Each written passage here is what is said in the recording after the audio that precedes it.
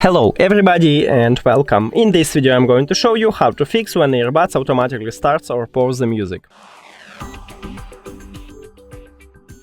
And the first one what we can do is to check software version, just open application and then go to the settings at the right top.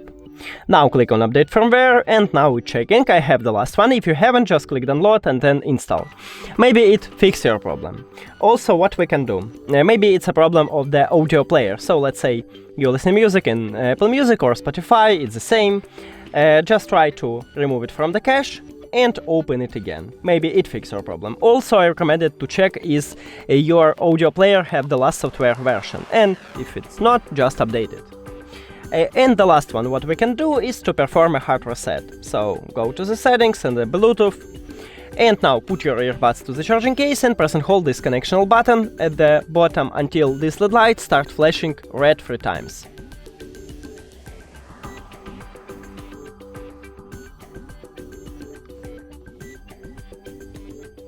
Here we go. Now release your finger and we should remove these earbuds from the phone.